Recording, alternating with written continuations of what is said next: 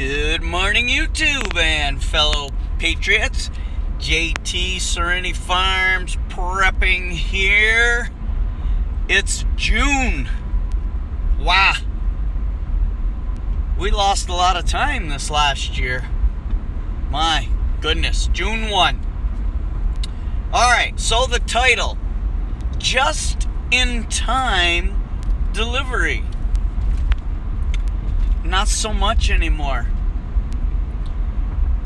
The definition of just-in-time delivery, to summarize it, is your major chain, big corporate conglomerates like Wally and Sam and Costco and Food Giant and whatever part of the country you live in traditionally have a 3-day supply in their storage areas and what is currently on the shelves. A 3-day supply based on the area, which was canvassed long before they put a store there, and it was determined based on the population, the density of it as it breaks down in elderly, young children, teenagers, colleges, and adults.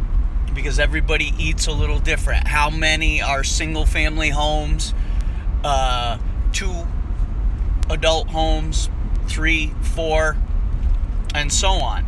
There's a lot goes into it, and for a long time they've nailed it down pretty good. A little bit of trial and error, and once in a while certain items run short based on weather conditions, just the time of the year,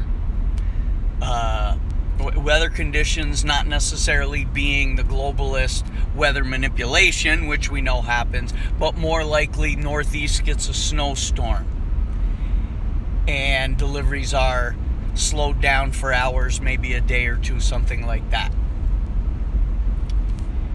So the smaller mom and pop stores, they don't operate like the big fellas. There's no 3-day supply going on in those little stores.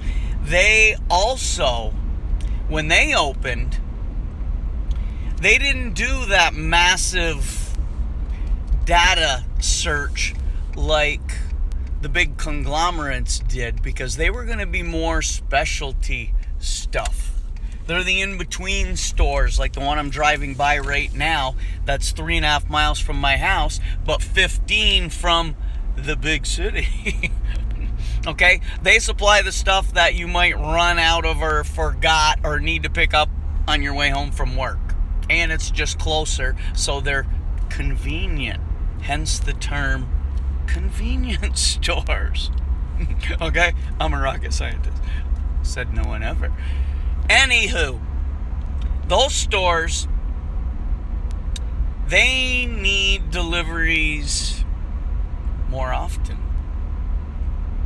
And their deliveries are not comprised of tractor trailers rolling in that have everything on it that's required for their 1-day, 2-day supply. No, they get it from much smaller trucks. The reasons for those are, quite obvious. One, those mom and pop stores don't have room for a tractor trailer to pull up. They don't have the storage space in their stores to hoard all the extra stuff, and their sales aren't enough on a regular basis to warrant storing up a 3-4 day supply, because that turns into maybe a 3 or 4 week supply for some of these foods, and they would likely lose certain product due to spoilage, because it just doesn't sell as quickly as it does in the big stores. So with all that being said, there is a massive supply shortage. I just drove by the boys in blue, so I dropped the phone down. Anyway, massive supply shortage because the supply chain is disrupted and the food supply is not what it was 2 years ago. Remember the weather manipulation that went on during 45s last year when the left caused massive flooding in the Midwest, wrecking crops for consumption of humans and feeding livestock. Then the livestock were stranded. Those that didn't die from the weather had to be slaughtered because there was no feed for them. It's a domino effect for everything we do, folks. Everything. Out west, causing intentional droughts is where an overwhelming majority of your vegetables come from. Now, thanks to pedojoe's regime and massive skyrocketing fuel prices and paying people to stay home as opposed to getting a job, there's no veggies. And what vegetables there are going up crazy. When you go to your store, like an Aldi's or a smaller store, and you're seeing empty shelves. I live close by a city of only 20,000 people, give or take, and the Aldi's often has empty shelves. Now, when you mention it to the employees, a lot of them have been given a script with the answer. And, now get it, at Aldi's, a lot of their stuff is closeout stuff, so sometimes they're clearing out shelves because they only carry products for a certain period of time. As we all know, we've gone in, bought something, loved it, went back to get it, and they don't carry it anymore. All right. That happens at that type of store. We get that part. It's the food products. Another thing that's going on is, and you may not have noticed, but you should have, is your packaging might be the same, but the product weight is different. But the price went up. So they're giving you the same size box, same size bag, same size can, but product inside has gone down. So you may think that can of soup at 39 cents was a great deal. And it may be, but it's not the same amount of soup you were getting before. It's coming fast. There's nothing anyone can do to avoid the store issues. But everybody should be prepping their asses off. Become a hoarder right now.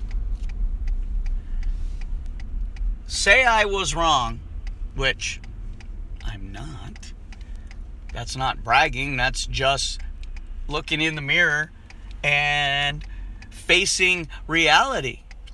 You should be buying whatever you can. The food you eat, the durable goods, the storable, the canned everything. It lasts well beyond those dates they post on it. So your rices, your beans, what you eat. If you've got an extra freezer, find a local farmer, get on their list to get that side of beef, that side of pork, split it with 2-3 people, whatever you have to do to get your freezers and your cupboards full. And gardens. How many times do I have to stress this? You don't need 3 greenhouses and 25 raised beds like I have. You need 2 or 3 raised beds, 2 or 3 buckets. You can grow a lot of food. You're not trying to feed the neighborhood. You're trying to feed you and your family. If you happen to have enough where you can feed a neighbor, that would be great. But remember what happens when you start to feed other people. Yeah, they're never going to go away. So you either need to determine right now if feeding those other people, do the benefits outweigh the potential cost? Do they have anything to trade, to barter? You've got to make them see that nothing is for free. Along with all that food storage, your medicine, your tools, ammo. Self-defense, folks. Let's face it, it's all coming. Many of you are suffering a normalcy bias right now because your area doesn't seem to be affected like all the stories that you should be hearing. Well, as we know, fecal matter rolls downhill and it's snowballing. When it finally hits, it's going to be an avalanche, not snow flurries. You need to be getting prepared now. It's better to have it all and not need it than to need it and not have it. Oh, and I personally, I get silver coins and bars, 1 ounces, whenever I can. I cannot eat them. But at some point when this currency collapses after the massive food shortages and riots and all that crap that's coming, the currency is going to change. The dollar is worthless. We're 32 trillion in debt, and that's without counting all the secret stashes and the unfunded liabilities that pedojoe is going to raise taxes ridiculously on everyone. That's just going to collapse the system quicker.